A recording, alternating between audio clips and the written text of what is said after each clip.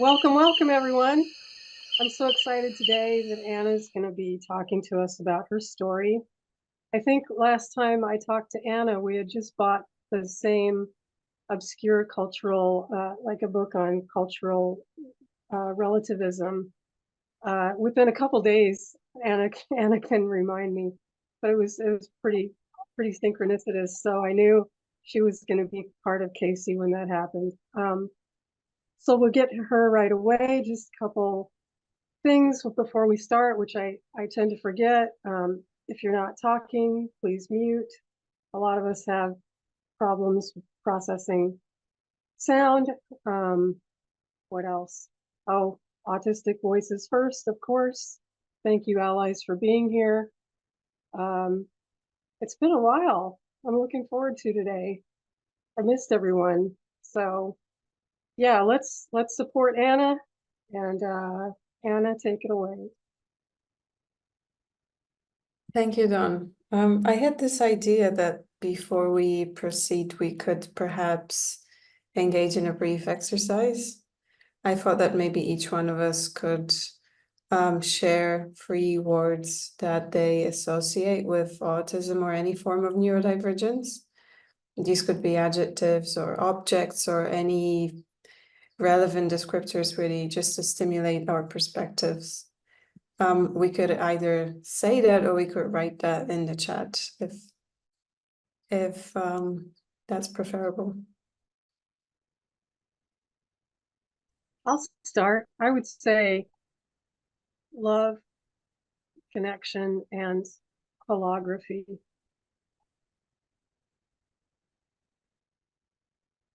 Okay. Would someone like to go next?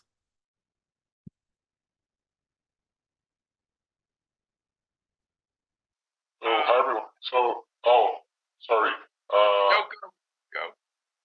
Hi. I saw that you are in Portugal, right? Yeah. Yeah. Hola. Yeah, I'm from Brazil. Hola. So I think we can. I think. So in which region are you from? Ukraine? No, I'm Polish. Oh, Polish. Yeah, I'm just north of Lisbon. It's a municipality called Mafra. Oh, okay. Yeah. Okay, got it. Yeah, I thought I saw. From the description, I saw that you chat. There was a mention about war and other issues. That's why I Yeah. thought about Ukraine. Okay, go ahead. Yeah. So about that, I would say, do you have, I don't know about your research, but do you have ever researched the correlation between how war and bullying, of course, there are different perspectives, there are different scales of violence, but how that affects neurodivergent people? Because, of course, when you suffer, any kind of violence, all that, how can I say, hypervigilance are enacted and never stops. So that, concerning that scope, have you ever researched that correlation? I did my own ethnographic observations, and that's what I'm going to talk about today. And maybe it's not precisely related to war, because my experiences of the war are also second generational, right? But I am going to talk a little bit about how my mother's and my grandmother's experiences of concealment sort of affected the atmosphere in my my home, and how that affected me as a result, and then the correlation of that with neurodivergence. Yeah, so that's what I'll talk about today, essentially. Yeah. Okay, so we have in the chat valuable, creative, insightful, creativity, Would anyone else like to share their free words, or should I just begin? Sure. No, I'll share. Sensitivity, compassion, and difficulty changing gears. I like that. Thank you.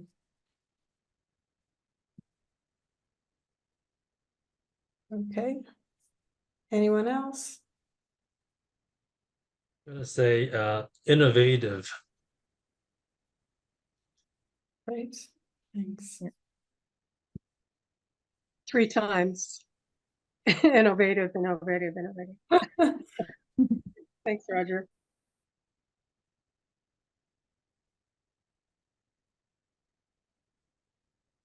Okay, I think this is fine if no one else wants to share. I was just curious whether these would be positive or negative, but they're all positive, so it seems like we have already done quite a bit of work. Okay, so first of all, thank you to all of you who have taken the time and shown enough curiosity to join today.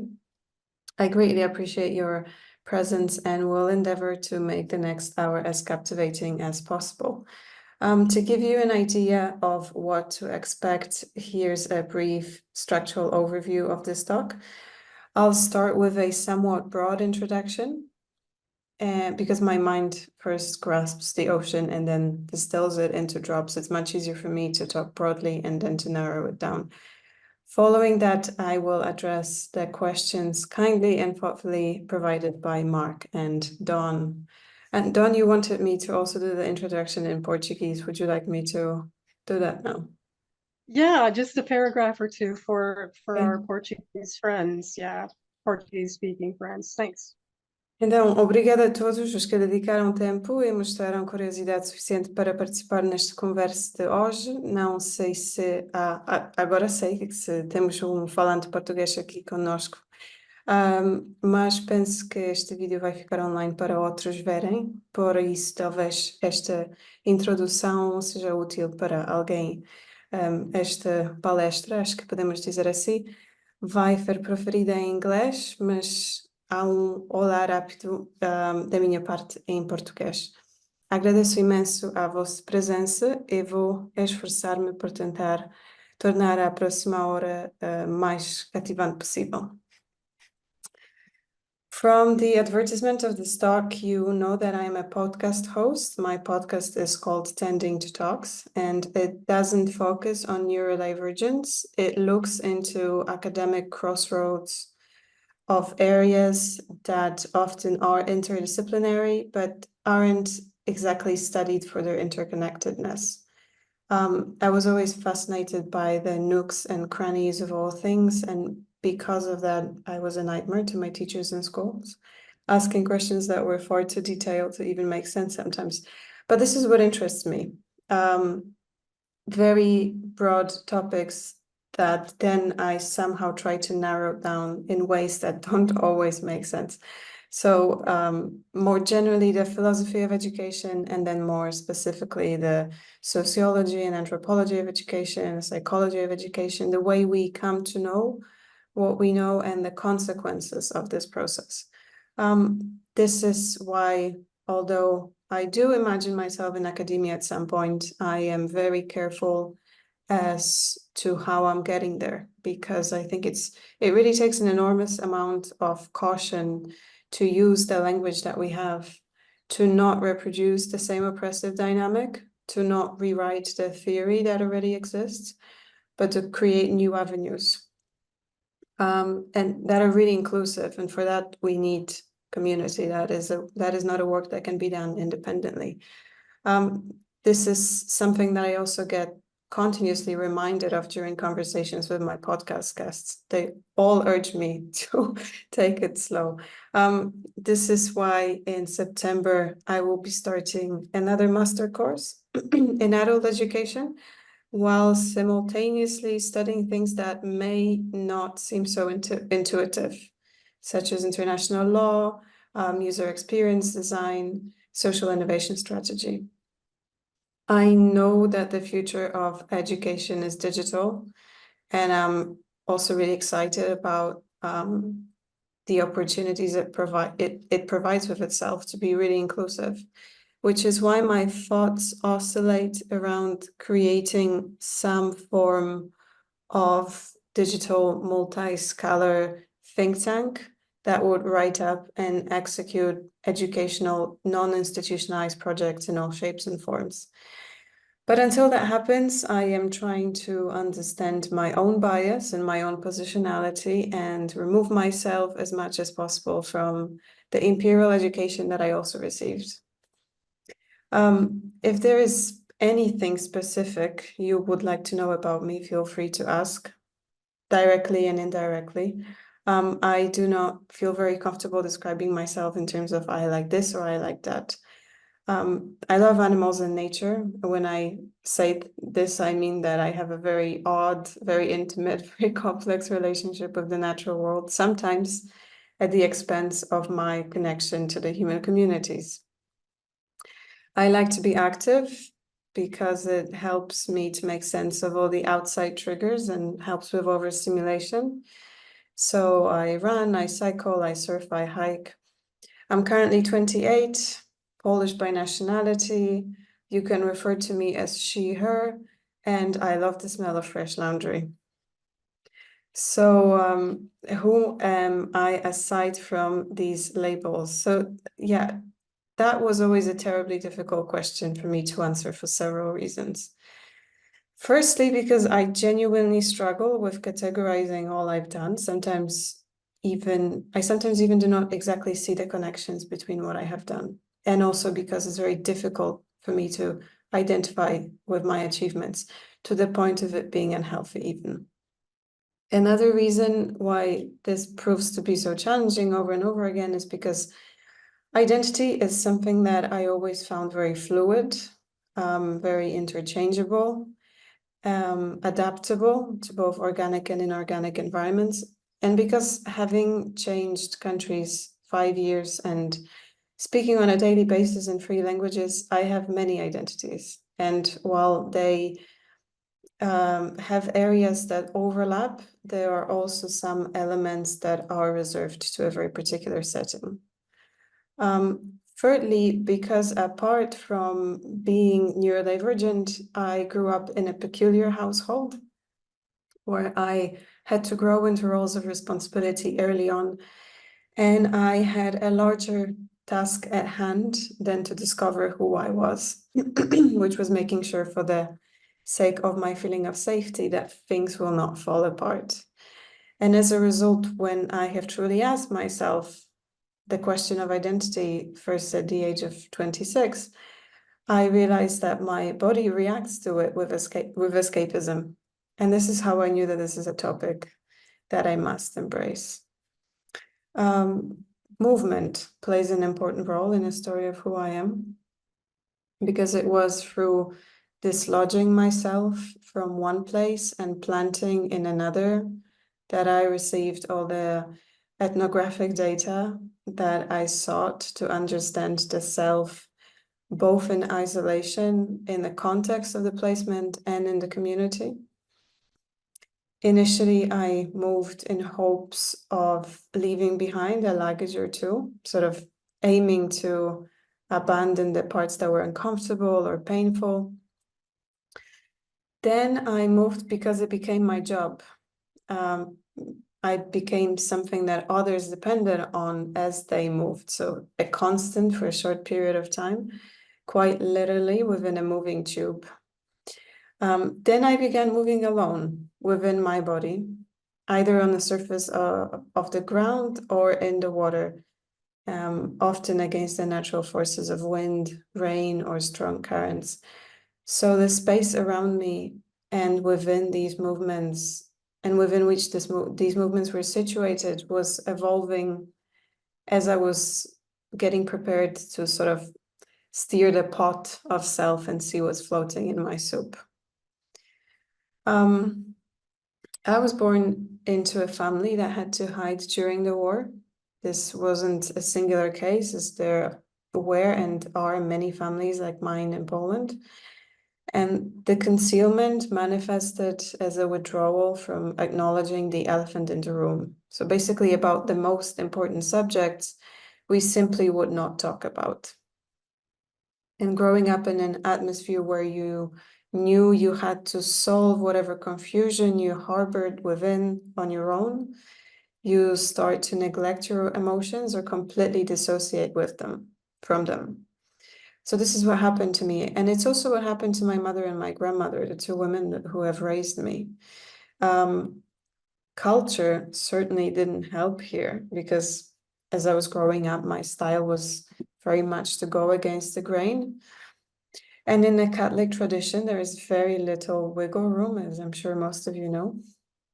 I was constantly told that my behavior, my mannerisms, or my dress code were inadequate.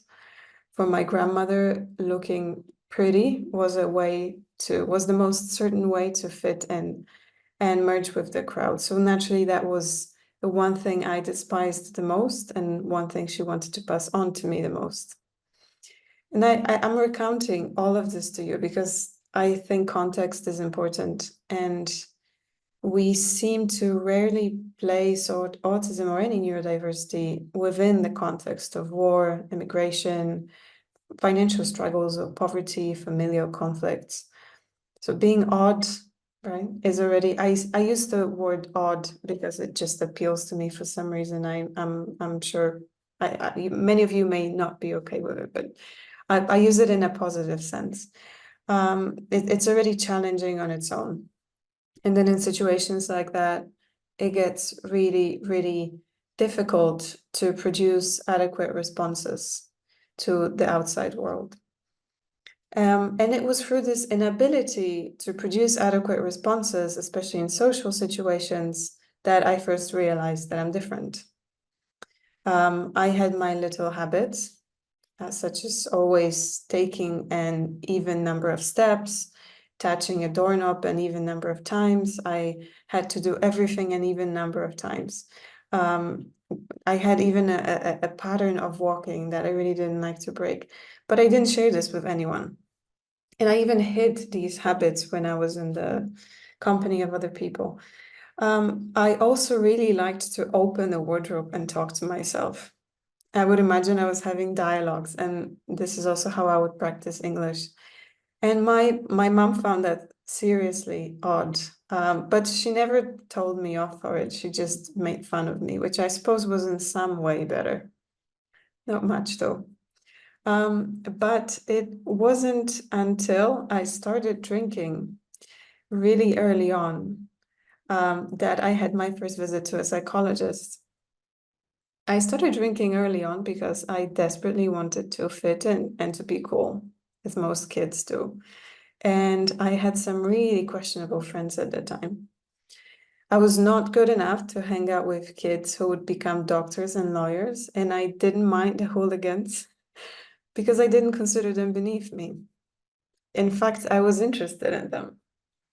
I liked to visit their homes because there was always so much drama and it made me feel alive somehow. And it was just really insightful.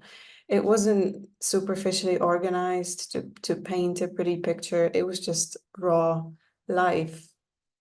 And my life always remains this sort of ethnographic experiment because that's how I always learned best, becoming part of my environment and sometimes appropriating roles and behaviors that would help me fit with the community for the sake of understanding them. And also maybe why identity is such an important topic in my life and why it's taken me such a long time to figure out who I am. And I mean, it's not a process that ever ends, right? Right, yeah, and I don't know, I don't say these things lightly, but I do think that watching people is something that I am really good at. I just have no idea how to use that skill.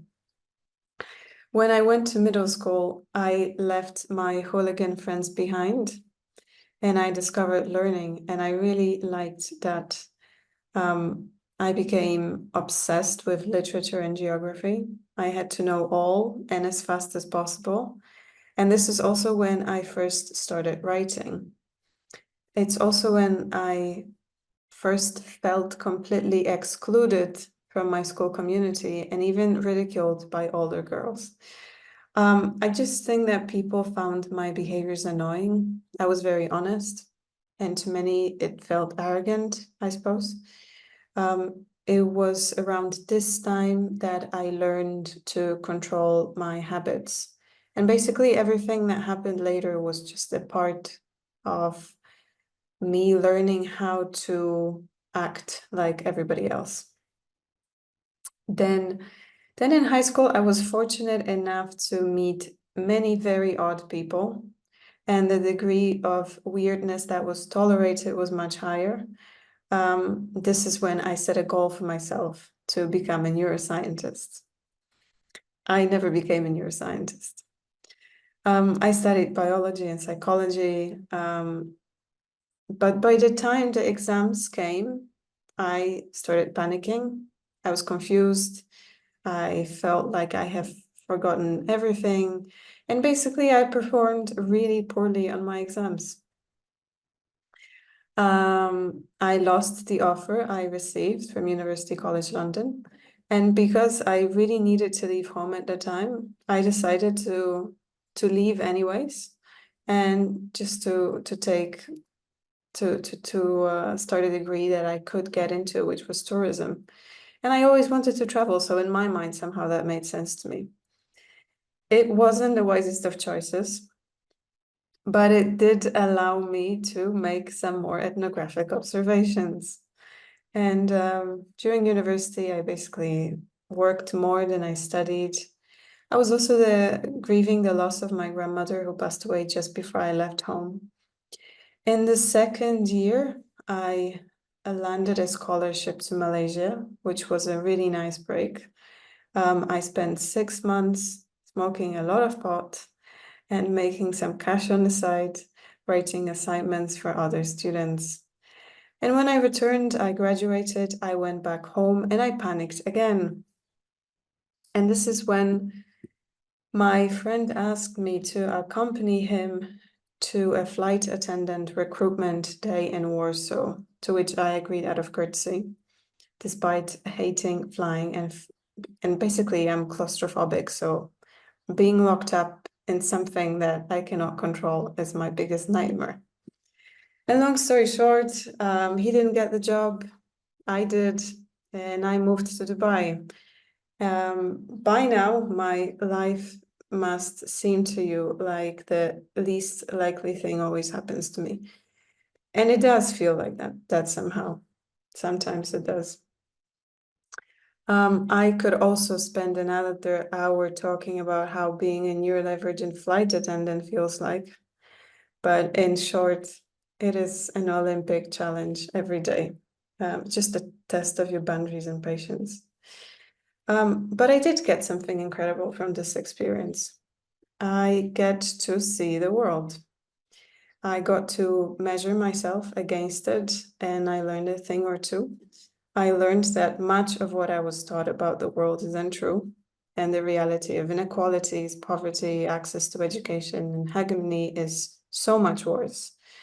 I learned that I would never be happy having a well-paid job that doesn't allow me to get any feeling of being able to change something other than the amount of numbers on my employee's bank account.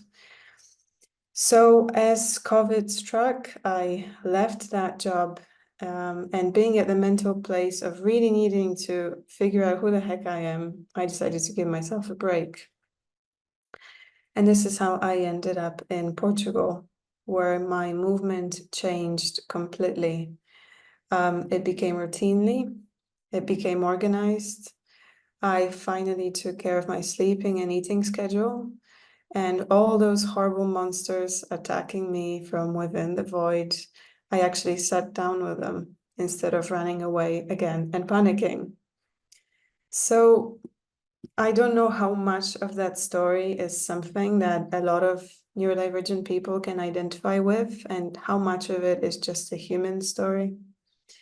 A story of someone who searches until they have complete certainty, only to realize that a thing such as complete certainty does not exist. It is also a story of learning how to let go, to give myself a break from the constant self-criticism, from comparing myself to everyone and everything and feeling that I haven't done enough. And a story of being helped by nature, quite literally. It is only in nature that I can be truly present, that I don't venture into either past or the future, and from within that experience of now arise realizations, such as that there is really only one thing that I truly want, and that is writing. And it's also one thing that I am the most afraid of doing. So my life is not any easier now. I do have a little bit more clarity, but it doesn't mean that it's any less paradoxical. It was hard for me to decide which side stories to the main story you could find the most valuable and also the most relevant to this group. So forgive me if some parts didn't make sense or there was something you'd like to know that I didn't mention. I think that we always find different things most relevant depending on which seat we currently occupy. I will now answer the questions that Dawn and Mark have come up with. Hopefully this will be more neurodivergent specific. So the first question is, when and how were you first aware that you were not like the people around you? Yeah, I spoke a little bit about that. I think pretty early on, but I can't tell when exactly. Like I said, my mom had a bit of a hands-off approach when it came to raising me. And I was assumed to be much more mature than I was or wanted to be since I can remember. So I would often hear that I have an odd way of doing this or that. Some things I remember doing, like I said, the even number of things, the obsessive patterns of walking. Another thing, like the wardrobe, that I remember opening it up and talking to it. These were the small things that I only knew made me different because of the response that I was getting. And I suppose that's just how this works, right? Nothing ever feels unnatural to us. It only starts to feel unnatural when we are being told off for it. My mom would also often tell me that she found me slow, and I always used to tell her that I found her hectic and that I finish my tasks and she doesn't. I just always wanted to be left alone, and I never was. I don't know if this is an autistic trait, but I was really obsessed about my own space. So now I do tend to shelter myself from people, and I do find interactions draining rather quickly. It also depends with whom, but the general rule is that I just don't charge with people around me. And I feel that people find me nice enough to talk to when they do. This sounds horrible. Without maybe asking for consent. And there's nothing wrong with that. I mean, because at the end of the day, it's my responsibility to set these boundaries. But I feel like I'm contributing more than I'm getting. So because of, I think, this withdrawal that I had really early on, I was maybe 9 or 10, and always putting myself in a position of someone who observes rather than interacts. I could tell early on, for example, what traumas persisted in my family. And I also noticed rather quickly that these were precisely the topics that we were always avoiding. So my way out of that was escapism. I began daydreaming to an unhealthy point, I think. And that's when I decided to leave. So in short, this is, I think, when I first became aware that I am different. And I don't know if this is something that a lot of other people have experienced, but I did for many years feel a very strong urge to remove myself from that environment. And I did that.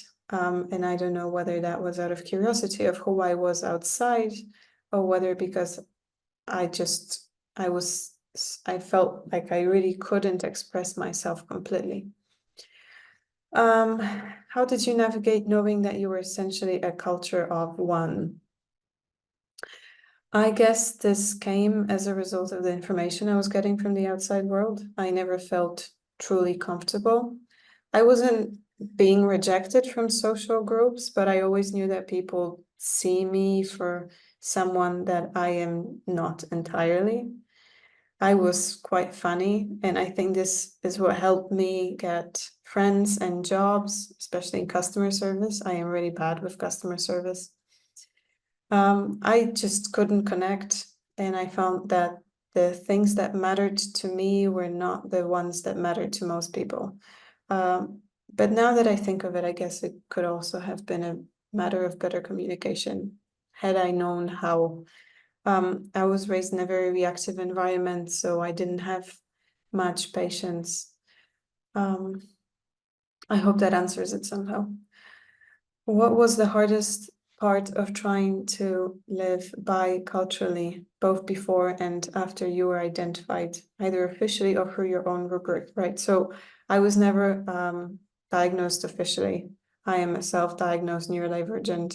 I don't know exactly what I am, and I don't really have a need to know precisely. I just want to discover myself away from these kinds of, I don't know, however we call them, diagnosis, labels. I mean, I feel like I have always lived tri or quadriculturally most of my life. There was Poland, but then there was me, and these didn't feel like the same cultures. I was always in this sort of rebellion against my native culture. And then there was the culture of the place where I lived. And like I said, in the last 10 years, I moved 5 times. So there was that element was there. I think the hardest part was always feeling alone somehow. Being there for people, but not feeling like others knew how to be there for me. And that's probably because I really struggled to open up. But having opened up so many times and being misunderstood, I just lost my hopes, I suppose. It wasn't worth the effort. In my mind, the likely result was that I would get disappointed again. So yeah, to answer that, I think the hardest part of being a culture of one is just the loneliness. It's just not being able to have others to relate to, which I hope will change now that we have this community. How are core parts of yourself both helpful and not helpful? What are the most beautiful and challenging parts of the facets of that core complexity? I love this question. I feel that I am completely paradoxical. For one positive trait, I harbor its counterpart. I discovered the world through emotions because of my mom's intense emotional world. But myself, I think I'm very rational. So before I make a choice, I always have to go both ways. I want to know the entire spectrum before I put myself somewhere, which makes it very difficult to make decisions. And also, it makes it difficult to understand where do I truly stand and whose emotions are not mine, but just someone else's that I'm taking into consideration without wanting, without needing to take into consideration. So that makes it really difficult.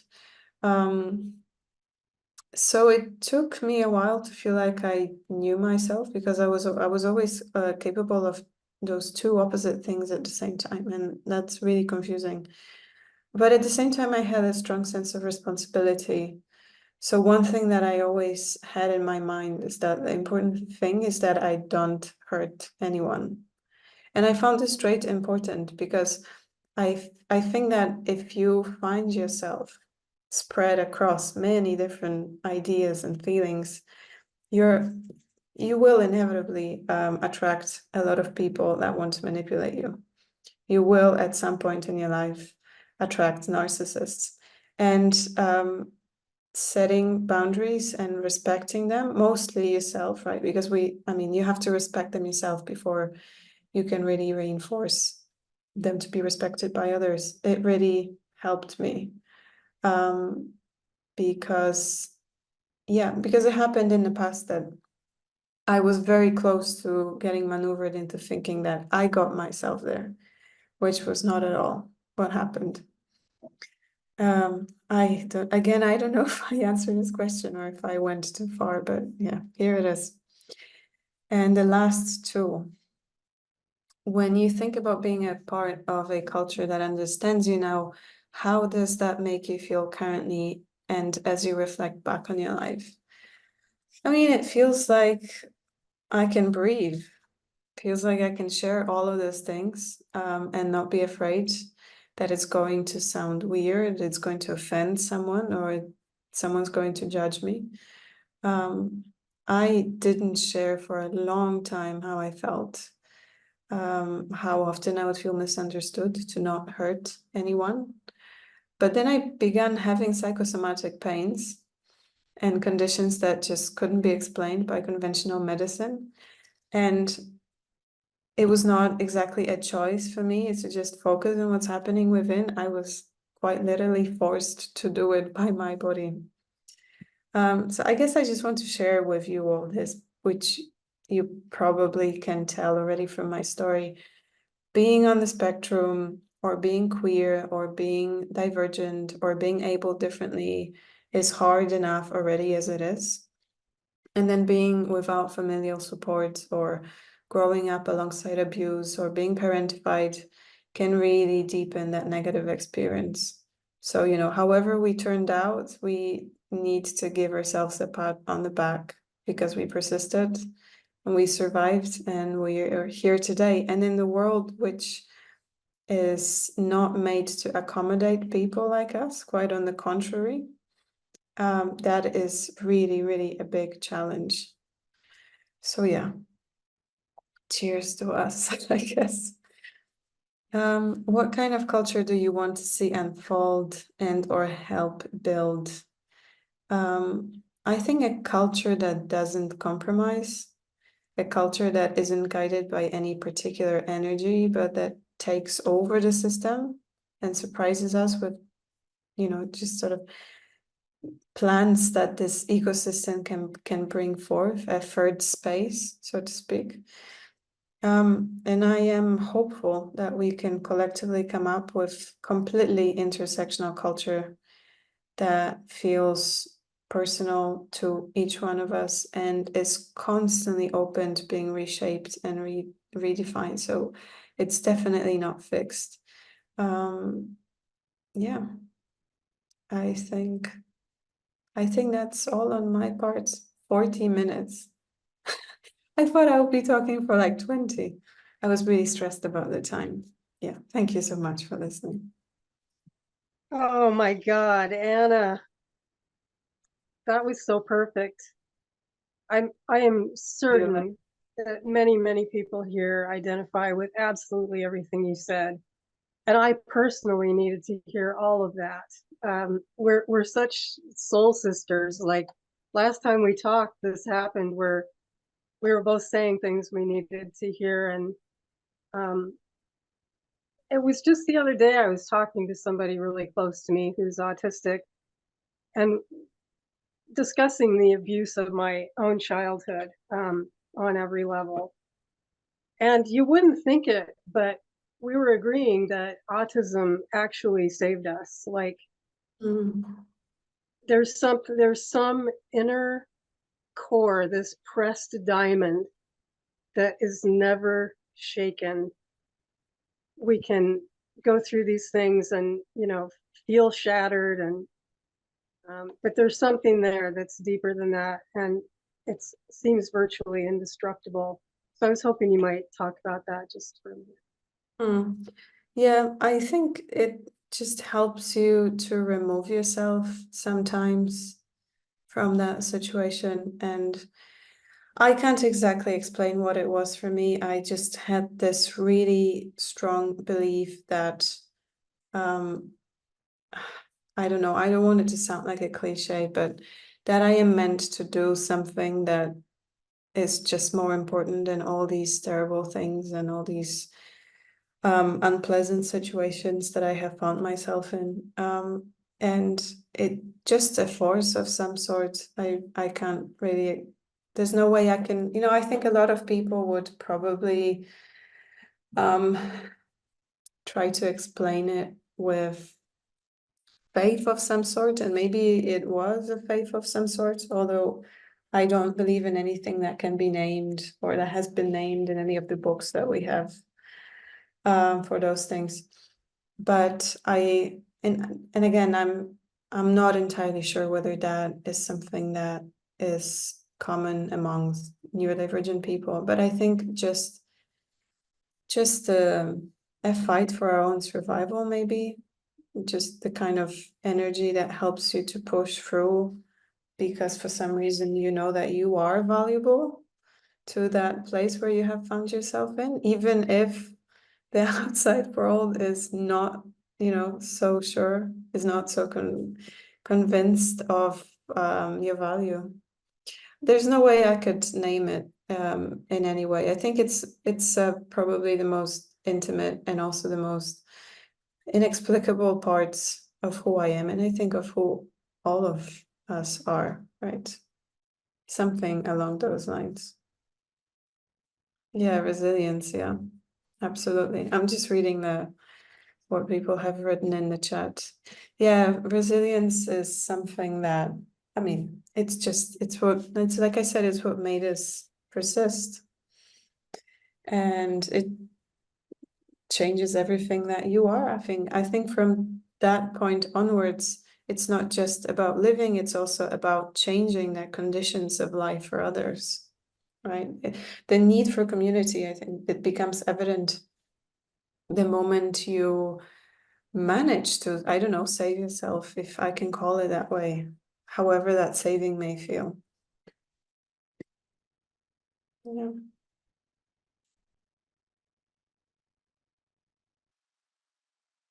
Concerning fitting into society, I feel that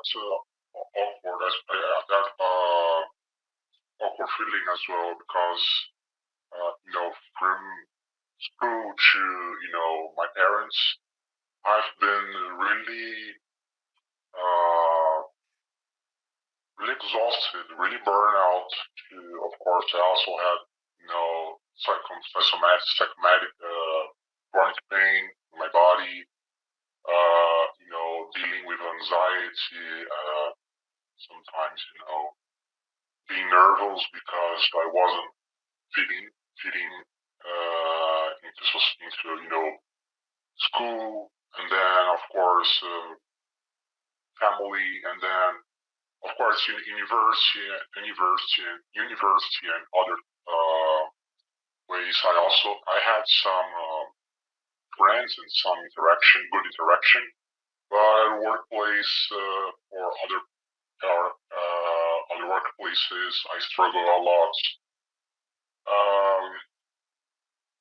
I don't know, maybe setting your boundaries help a lot, because there are the consequences. Of course, you will not be as close as many people are from one another.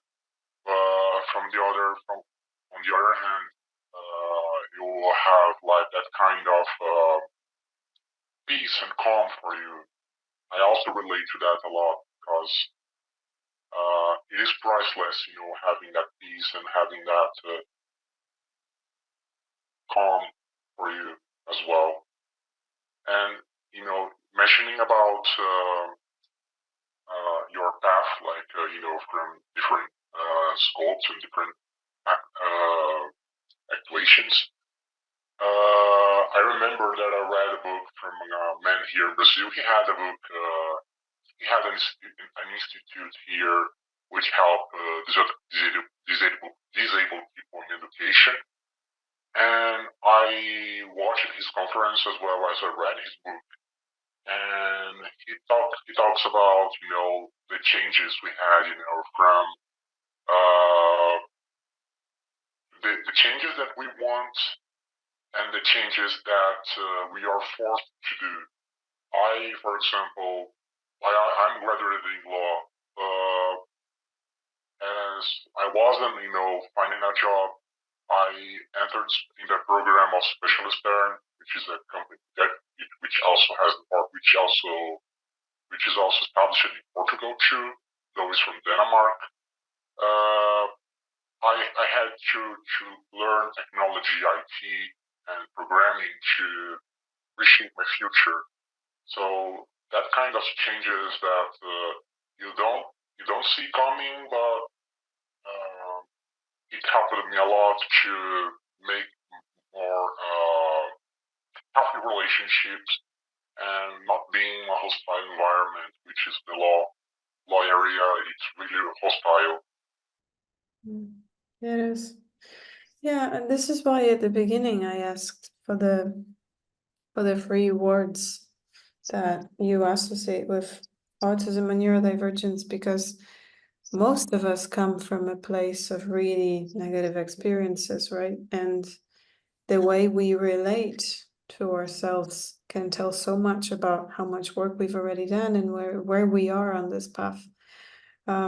So I think it's really wonderful that, despite sort of having to emerge from all these challenges, we all seem to relate to ourselves and, so positively.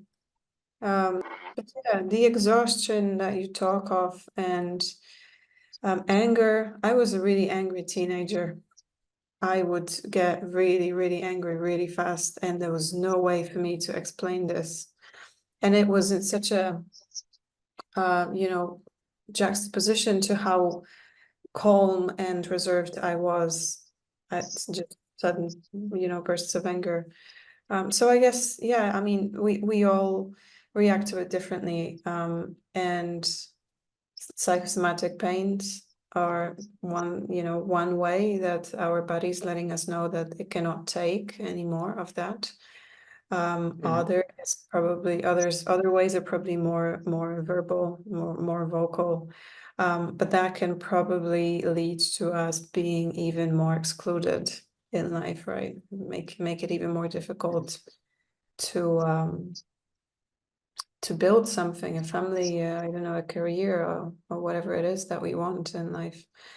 Yeah, I am myself also in a place right now where I'm trying to see what it is that I would be the most comfortable doing. I mean, the sort of job that wouldn't require me to abandon everything that I am, because working in aviation was just, I mean, it was 3 years and I felt like I was 70 when I left. It was incredibly draining.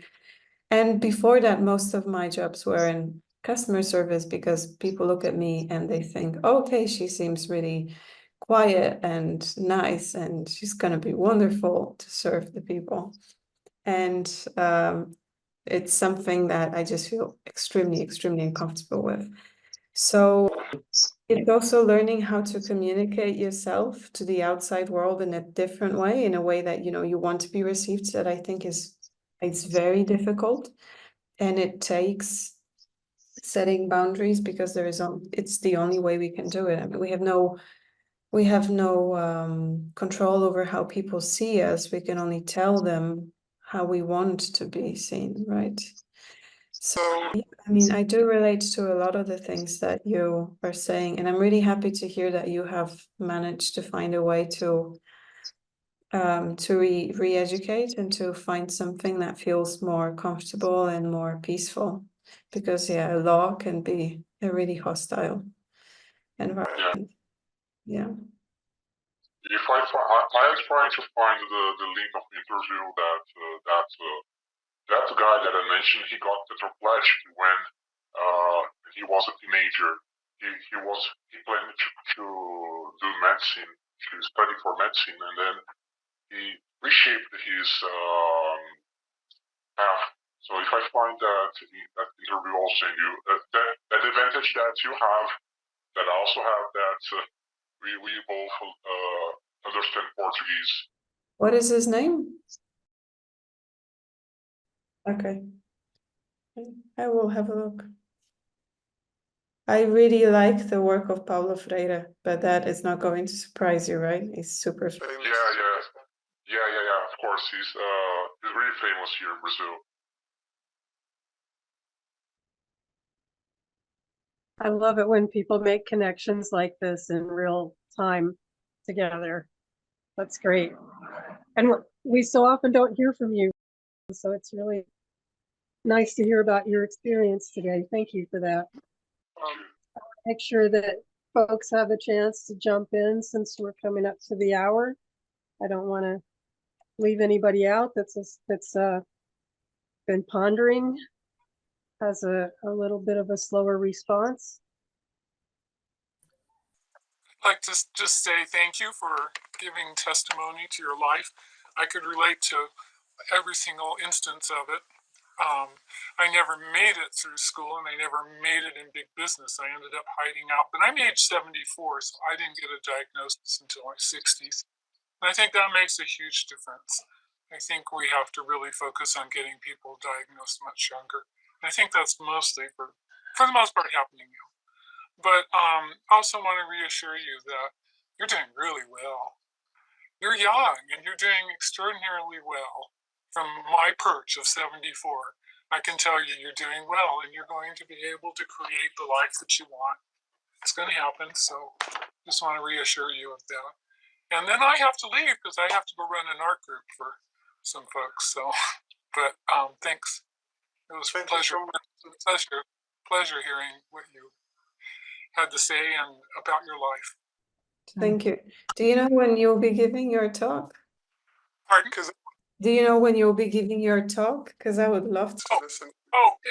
It's actually, that's not a talk. I run, I'm very ill with a condition called ME, chronic fatigue syndrome, much like long COVID. And I run an art group for, members with ME, and then I run chat rooms periodically for them too. So, okay. Yeah. But will you be sharing your story here in the CASY group? I did already. You did? Okay. Yes, embarrassingly, I did. I didn't really know what I was getting into, and when I realized what it was, I was terrified.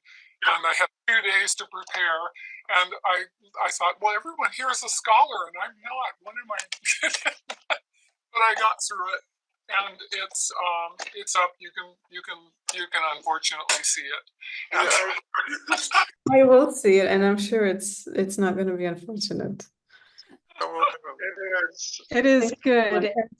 You should know. I had a lot of people get a hold of me after your talk and say how much they enjoyed that. And I want to dispel the idea that this whole program is about scholars and experts. That's exactly the opposite. Yeah, I know. I know you can. Yeah, no, I know that now. And I have reassured because she keeps backing out, and I keep saying, "You're going to. If I did it, you could do it." So, yeah. Good. We need all of our voices.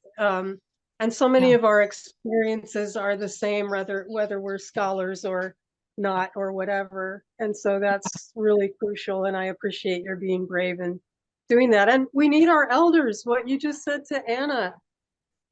What could we have done if we had heard those things, my friend? Yeah. It would have been so helpful to have heard from other people and the autism community telling me that I was doing okay. Because I was just floundering, like you said, I had so many personalities. I remember looking at my closet once and I thought, who lives here? The clothes, I just thought they were costumes. So it would have been really helpful to have somebody ahead of me reassuring, but I didn't. And I made it. And like you said, we have resilience, and we also have creative minds. It doesn't, and I think our creativity helps us to survive a lot too. So appreciate that. I put a link to talk in the chat. And I should tell you that we're I'm extracting like a minute of your dialogue from your chat. We were thinking about making it as a reel because I think it's such a impactful statement. So all before you said this, so everyone's been thinking how wonderful it is. Oh, well, thank you. I appreciate it. It was partly just also because I was in that period where I wasn't sleeping at all. And somebody, because I was so bedridden that the back of my head was really short, all my hair. So somebody hacked my hair up in this really awful haircut. And so I was just feeling, oh gosh, I'm not looking good here. So I'm reading and I looked up and I saw myself on camera and went, oh my God. The camera is not our friend. It does not portray who we really are. And you're always beautiful. Thanks, John. Anyway, I have to go, and it was lovely again to be with everybody. Yeah. See you there. So one thing that I would like to ask, if possible, can you post the links that from the video from YouTube on the meetup event, because I know that once that event finishes, it's not possible to enter the event again. Because I would like to watch that link from YouTube that Roger or Cynthia mentioned about. I should repost. I do occasionally, but I should repost the link to Roger's YouTube channel where all of these things are. And you can just go right down the list and choose what you want to see. So I'll be sure to put that on our social media. Oh, on the YouTube, can you post do you have the access to the chat after the event finishes or no? I don't think, Roger can talk about that better than I. So yeah, the chat, what we can do is I can post some of the things in the chat into the meetup chat. So once the Zoom thing closes, it's hard to access. Well, you can't access it. I'll say that the link to the video here, if you clicked on that automatically you can find the channel from that link. And literally everything that's on that channel is like from these talks. So got it. Yep. Okay, does anybody want to ask any last minute questions? Anybody that hasn't had a chance yet? Yeah. There is a question about contact details. Yes, that's the direct message. Yes, I will post my contact details if anyone would be interested. What should that be though? I'll just leave my email here. Go for your Instagram. Yeah, sure. So this is to GF directly and to the group. This is my email in case any of you would like to reach out. And do you have LinkedIn? I do, yeah. This is the Instagram of the podcast, and if you would like my personal Instagram, this would be that. And on the LinkedIn, you will find me if you type in my name, which is kind of complicated. Better that you copy that. Okay. Yeah. Great. And you can also, if you're comfortable, since the CASY Facebook page is semi-private, nobody can see it unless they join. Feel free to leave it there as well. Sure. I'll drop that there. Good. Thank you for Well, this was really wonderful. Yeah, thank you for giving me a platform and an opportunity to speak.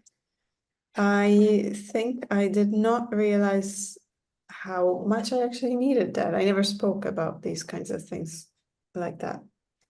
So yeah, thank you I'm so proud of you. and to all of you who showed up. Yeah. Well, we'll talk again soon, and thank you so much. This was golden. It really was. Thank you, Anna. Thank you. Right. All the best. Bye-bye. Bye, everyone.